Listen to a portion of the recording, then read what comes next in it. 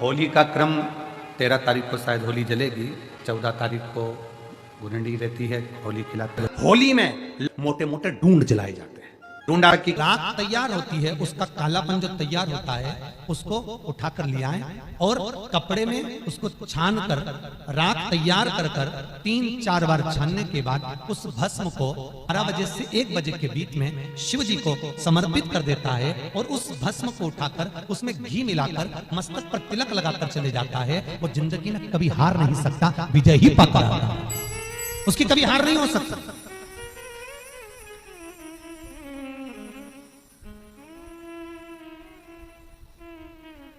वो कभी हार नहीं सकता। शिव महापुराण की कथा कहती है वो भस्म विजयता को प्रदान करती है। आपको किसी से नहीं कहना, किसी के हाथ नहीं जोड़ना, केवल वो भस्म का तिलक लगाकर जिससे आपका काम निकालना है उसके सामने पहुंच जाइए, आपको सुख अनुभव हो जाएगा, कार्य सिद्ध। तो भस्म इतनी प्रबल होती है। शरीर में बहुत बड़ा रोग हो गया, छूटने को तैयार नहीं है, बड़े बड़े इलाज करवा लिया, बहुत दिखा लिया, बहुत सब दूर इलाज करवाया, सब दूर दिखाया, पर मिटने को तैयार नहीं है। तो फिर अबीर का प्रयोग, एक चावल का दाना, एक श्वेत पुष्प और अबीर भगवान शंकर को समर्पित कर धीरे धीरे धीरे धीरे शरीर का रोग अपने आप समाप्त होना प्रारंभ हो जाए। पूरी कहानी गलत बताइए। अगर दुनिया के लोग सही कहानी बताते तो भतीजा और बुआ का संबंध खराब नहीं होता। कहानी गलत थी ना। लोगों ने कहा, हिरण्यकशिपु ने अपनी बहन से कहा, बहन तू अपने भतीजे को गोदी में रखकर बैठ जा और चादर ओढ़कर बैठ जाना, तू बच जाएगी, तेरा भतीजा जल जाएगा। तो बुआ भतीजे को जलाने के लिए गोदी में लेकर बैठी। बोलो सही है कि गलत है? लोगों ने कहानी गलत बताई। होलिका, लोगों ने कहा उसने अपने भतीजे को जलाया। पहले तो होलिका का नाम तो निकालो कि होलिका का नाम क्या है। कथा वालों ने कह दिया हिरण्यकशिपु की बहन थी होलिका, वो अपने भतीजी प्रहलाद को गोदी में लेकर बैठ गई। वो प्रहलाद को हाथी के पांव के नीचे डाला, खोलते तेल में डाला, अग्नि में डाला, इसमें डाला, उसमें डाला, नहीं मरा। आखिरी में अपनी बहन से कहा होलिका तो अपने भतीजे को गोदी में लेकर बैठ जा। पहले उस होलिका का असली नाम तो लाओ, जिस होलिका का नाम विष्णु पुराण में ढूंढा लिखा है। क्या नाम लिखा है? ढूंढा। होलिका का असली नाम लिखा है विष्णु पुराण में ढूंढा। इसलिए आज भी होली में लकड़ी नहीं जलाई जाती, मोटे मोटे ढूंढ जलाए जाते हैं, क्योंकि उसका नाम ढूंढा है। और ढूंढा बैठी अग्नि में, भतीजे को गोदी में लेकर बैठ गई। उसके पास में एक ब्रह्मा जी की चादर थी, जिसको ओढ़ कर बैठ जाती थी तो आगी में जल नहीं सकती थी। ढूंढा ने देखा चारों तरफ से आगी लग गई, मेरा भतीजा जल जाएगा। तो बुआ को लगा मेरा भतीजा जल जाएगा। बुआ वो होती है जो दुआ देती है, बुआ कभी बद्दुआ नहीं देती है। और ढूंढा ने अपनी चादर को उतारा, आगी चारों तरफ से लग गई। बुआ को लगा मेरा भतीजा जल जाएगा, तो अपनी चादर उतार कर अपने भतीजे पे डाल दी और बुआ खुद जल गई, पर अपने भतीजे को नहीं जलने दिया। ये कथा है, पर लोगों ने उसको पूरी पलट दिया, पूरा पलट दिया। बुआ कब जलाई अपने भतीजे को? होली का क्रम 13 तारीख को शायद होली जलेगी, 14 तारीख को गुरंडी रहती है, होली खिलाती है। पिछले वर्ष थोड़ा सा होली का क्रम रहा, तो अब की बार सब जगह की होली में ना जाते हुए केवल एक होली, वो भी सीहोर की, वो 15 तारीख को महादेव की होली रहेगी। मार्च को महादेव की होली। अपने शिवालयों में शंकर जी शिव मंदिर के अंदर चंदन का जल 1 लोटा अवश्य चढ़ाएं। महादेव की होली अवश्य मनाएं। होली आ रही है, लगी नहीं रिया की होली जैसा है। दिवाली आती है तो लगता ही नहीं कि दिवाली जैसा है। राखी आती तो लगता ही नहीं राखी जैसा है। सारे त्योहार फीके हो गए गुरुजी। हमने कहा त्योहार फीके नहीं हुए, त्योहार का कलर फीका नहीं हुआ, त्योहार का रंग फीका नहीं हुआ है। बस त्योहार वही है, गुलाल वही है, मिठाई वही है, गुजिया पपड़िया वही है, खुरमे चकरी वही है, पपड़िया वही है, गुजिया वही है, इंसान वही है। बस बाजार में से जो रौनक समाप्त नहीं हुई है, रौनक आपके भीतर की समाप्त हो गई। आपके भीतर इतनी ईर्ष्या भराती गई, इतनी ईर्ष्या भराती गई, इतनी ईर्ष्या भराती गई कि वो ईर्ष्या के कारण, उस अहंकार के कारण, उस अहम के कारण तुम एक दूसरे से मिलना पसंद नहीं कर पाते। पहले के लोग कहते थे हमारे यहाँ जब होली होती थी इतने लोग आते थे, मिलने जाते थे, गुलाल लेकर जाते थे। आजकल तो कोई दिखता नहीं है। कारण केवल इतना सा है, तुम्हारा अहंकार, तुम्हारा ईगो, तुम्हारा अभिमान तुम्हें अपने घर से बाहर नहीं निकालता। तुम घर से बाहर नहीं निकलते अपने अहंकार के कारण, अपनी काया के कारण, अपनी अभिमतता के कारण। आप दूसरे से मिलना पसंद नहीं करते। जरा सा कोई ने कलर लगाया तुम्हें क्रोध आ गया, जरा सा किसी ने गुलाल लगाया तुम्हें गुस्सा आ गया, जरा सा कोई आया भाभी जी भैया जी करके गुलाल लगा गया तुम न न न न न न न न न न न न कहां जाओ? इतने वीआईपी हो गए, इतने वीआईपी हो गए, इतने वीआईपी हो गए कि अपने त्योहारों से भी दूर हो गए। मेरा निवेदन है, होली का त्योहार आ रहा है, उस फागुन के त्योहार में मेरा देवाधिदेव महादेव माता पार्वती के साथ होली खेलता है, मेरा कृष्ण कन्हैया राधा रानी के साथ होली खेलता है। आप भी अपने इष्ट मित्रों के साथ होली खेलिए और दिल से खेलिए। अरे सीहोर जिले में एक होली होती थी, उस होली का नाम हमने पिछली बार बदल दिया था। कौन सी होली कर दी थी? महादेव की होली। पिछली बार हमारे सीहोर जिले में हमेशा होती आई थी वो होली, थोड़ा उसका नाम हमने चेंज कर दिया था, तो उसको महादेव की होली कर दिया था। मेरे सीहोर जिले के रहने वाले सभी रहवासियों से, जिले भर के निवासियों से निवेदन करना चाहूंगा, वो पुरानी होली को बंद कर महादेव की होली नाम दिया गया है। शिव मंदिर में जाना है, चंदन का जल शिव जी को 1 लोटा चढ़ाना। एक बात अपनी जिंदगी में उतार कर रखो, शंकर भगवान को घी का दिया भी लगाओ तो तुम्हारे घर में जो असली घी हो, थोड़ा सा भले 1 पत्ती लगाओ, भले इतनी सी बत्ती जलाओ, पर असली घी की जलाओ।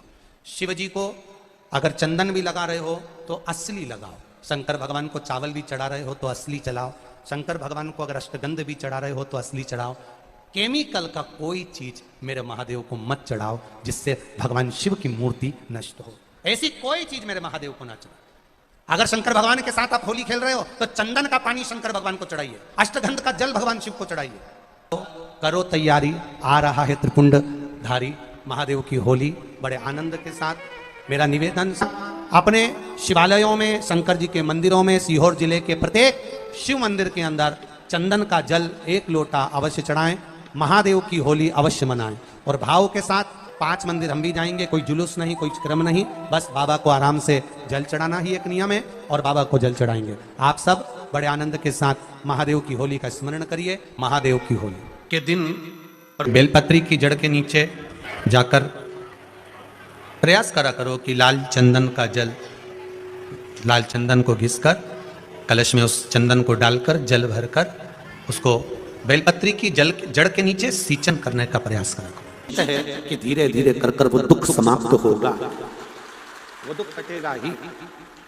एक बहुत ध्यान देने वाली बात है कि अगर मान लो कि कहीं पैसा अटक गया है, नहीं आ रहा है, बहुत अथक प्रयास कर लिया, चंदन का जो जल होता है, ये व्यक्ति के जीवन में जो धन कहीं रुक गया, अटक गया, नहीं दे रहा, बेलपत्री के वृक्ष के नीचे, जड़ के नीचे सींचन करने से वो प्राप्त होता है। अथर्ववेद में वर्णन किया गया कि पीपल के वृक्ष की जो जड़ होती है, बेलपत्री के वृक्ष की जो जड़ होती है और आंवले के वृक्ष की जो जड़ होती है, इसके नीचे स्वर्ग का निवास होता है। किसका निवास है? स्वर्ग का निवास। जहां पर ये वृक्ष होता है और उस वृक्ष के नीचे बैठकर हम जब किस जल का सींचन कर रहे हैं, जैसे अभी आपको कहा था कि जल में अगर लाल चंदन मिला हो और आप बेलपत्री के जड़ में सींचन कर रहे हैं तो लक्ष्मी की आवक बढ़ेगी। कहीं पैसा अपना अटक गया, नहीं आ रहा, आएगा। पीपल की जड़ में इत्र का जल, पीपल की जो जड़ होती है उसमें इत्र का पानी, थोड़ा सा जल, उसमें थोड़ा सा इत्र का भाग हो महाराज, और आप भगवान पीपल देव, पीपलेश्वर महादेव का स्मरण कर कर पीपल की जड़ में अगर जल चढ़ा रहे हैं और मान लो शरीर में कोई कष्ट हो गया है, शरीर में कोई रोग हो गया है, कोई मालूम पड़ी है हाथ 4 दिन से दुख रहा है, या 4 दिन से ये नस दब गई है, या ये कमर दब रही है, तो आप 2-4 दिन कर देखो। कलश के अंदर जल में इत्र का थोड़ा सा भाग, पीपल की जड़ के नीचे आप उसका सींचन करिए पिपलेश्वर महादेव के नाम से। उस जल को थोड़ा सा भाग लेकर आ जाओ उसी में से जो चढ़ाया है, और उस स्थान पर जहां कष्ट है उसको लगाना प्रारंभ करिए। 2 दिन 3 दिन कर देखो। प्रैक्टिकल करने में क्या जाता है? सीवर वाला महाराज झूठ बोल रहा हो तो कभी कभी अगर ऐसा लगे जीवन में कि दुख बहुत ज्यादा आ गया है, बहुत तकलीफ आ गई है, तो लाल चंदन को घिसकर उस लाल चंदन का लेपन भगवान शंकर पर कर कर फिर पानी चढ़ाओ। अगर कोई संकट भारी है और नहीं कट रहा, जैसे किसी नारी का गर्भ नहीं ठहर रहा, 15 साल हो गए, 20 साल हो गए, 25 साल, जैसे इसने लिखा एक माता ने कि 18 साल की बेटी हो गई थी पर संतान में पुत्र नहीं, तो उसने भाव से कथा सुनी। ऐसे आपके भीतर अगर 20 साल हो गए, 25 साल हो गए, 30 साल हो गए, संतान का सुख ही नहीं है, लाल चंदन का लेपन बाबा भोलेनाथ पर करना प्रारंभ करो, पीठिका पर लाल चंदन का लेपन करना प्रारंभ करो, लाल चंदन से बाबा का श्रृंगार करना प्रारंभ करो। एक बेलपत्री पर लाल चंदन, दोनों पत्ती नीचे वाली, जो नीचे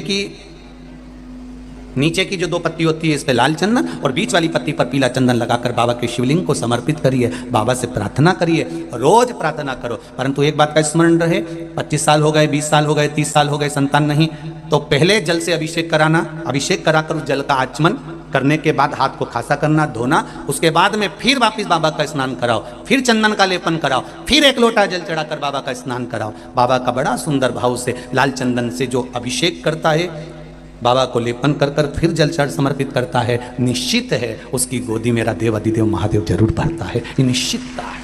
हम तो बेटियों से भी कहते हैं, जिसका विवाह नहीं हो रहा हो, 25 साल, 30 साल, 27 साल, 28 साल, 32 साल, 40 साल हो गए हो, नहीं हो रहा हो बेटा बेटी का विवाह, उसे लाल चंदन का प्रयोग अशोक सुंदरी वाली जगह पर 7 बिंदी लाल चंदन की लगाकर 7 बेलपत्र 7 बिंदी पर रखिए, और महाराज अपनी कामना कर कर भगवान से आइए, बाबा देगा, करेगा, 3-4 महीने में विवाह पक्का करेगा। ये लाल चंदन की महत्वता है, शिव तत्व। रोग बढ़ गया, बेलपत्री के वृक्ष के नीचे दीप लगाना प्रारंभ करो, बाबा से विनती कर कर घी का दिया लगाइए बेलपत्र वृक्ष के नीचे, बाबा से निवेदन करिए, रोग निवारण होगा। कि एक बार पांडवों ने अश्वमेध, एक बार आवर्त महोत्सव रखा और एक यज्ञ रखा। उस यज्ञ का नियम था, पहले जो यज्ञ होते थे उन यज्ञ का नियम था, यज्ञ में घंटा लगता था, वो यज्ञ की जैसी पूर्णाहुति होती थी तो यज्ञ का घंटा अपने आप बज जाता था, अपने आप बजता था, उसे बजाता कोई नहीं था, अपने आप बजता। आज यज्ञ का घंटा नहीं बजा, तो युधिष्ठिर ने पंडितों से पूछा, ब्राह्मणों आपने यज्ञ करवाया पर ये यज्ञ का घंटा नहीं बजा। ब्राह्मणों ने कहा हमने तो यज्ञ अच्छा करवाया पर घंटा क्यों नहीं बजा, समझ में नहीं आया। तब इतने में ब्राह्मणों में से एक ब्राह्मण यज्ञाचार्य ने कहा, मुझे लगता है यज्ञ 2 तरह का होता है, एक यज्ञ जो अग्नि में सांकल्य दी जाती है तो अग्नि देवता प्रसन्न होते हैं, और दूसरा यज्ञ वो कि भंडारा किया जाए और लोगों के मुंह में भोजन दिया जाए, वो यज्ञ भी प्रबल होता है। महाराज हमको लगता है यहाँ दोनों यज्ञ हुए, एक यज्ञ आहुतियों का,